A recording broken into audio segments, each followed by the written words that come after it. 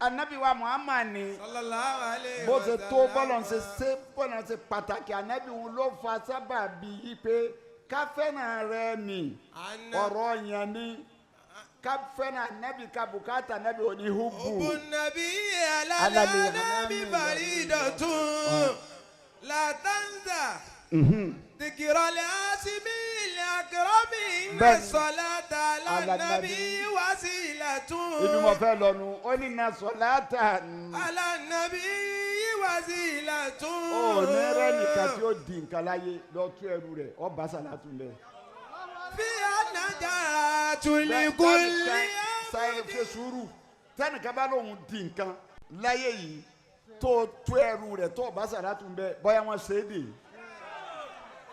Kọjá pé àwọn òbí alásàlátù ni wọ́n wá fi mọ́lẹ̀ àsàlátù bí kò sí kódà àwọn ànábì Ọlọ́run wọ́n jẹ́ àlùbáríkà ànábì ni. Sallallahu alayhi wa sallam. Bí àsàlátù ẹ̀dá bá ṣe pọ̀ tó lóore rẹ̀ ó ṣe pọ̀ tó láyé ẹ wò ṣé o ta ìrùbó sí.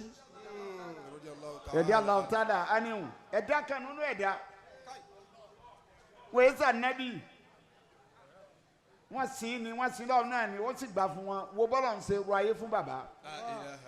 Wo bí Ọlọ́run ṣe ṣàánú ní ọdún tí bàbá wa wá èyí tí wíì ti lọ bí 30 years. Mo wá bí bàbá léèrè pé ìjọ náà wá rò pé nǹkan ti pọ̀ jù ní fún wọn ibi tí fẹ́dọ̀ yẹn dé tí kùbú lọ́lọ́run dé fún wọn kí ni bàbá máa ń ṣe. Iṣẹ́ méjì náà ní sẹ́ bàbá tìlọ́wà Kùránì kó ṣe sàlátù. Sallallahu alayhi wa sallam. Ọdún tí wọ́n ń sọ yìí àwọn tí wọ́n máa ń ṣe òǹkà Salatul Fati abẹ́ni àsàlátù wọ́n wá lé èyí tó ga jù nù èyí tó súnmọ́ tí wọ́n fà wá lé fọ́ọ̀mù kéwù pé tó wọ́n náà fẹ́ gbìyànjú wọ́n ní àkàlùkò mọ́díkà àkàlùlà mọ́díkà tó bá sí àdàdì rẹ̀ ó lé 2 million mọ́díkà lọ parí ẹ̀ so káàfù yẹn 20 ni káàfù yẹn 2 ló fi sí 2 million yẹn.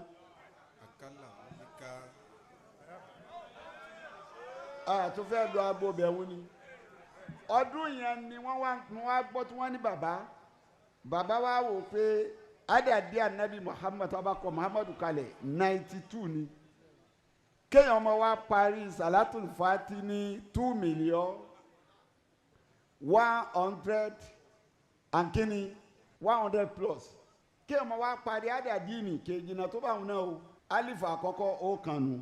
Mímù tó tẹ̀lé láàmù tó tẹ̀lé 30 ni àbí mímù tó tẹ̀lé 40 ni that's all was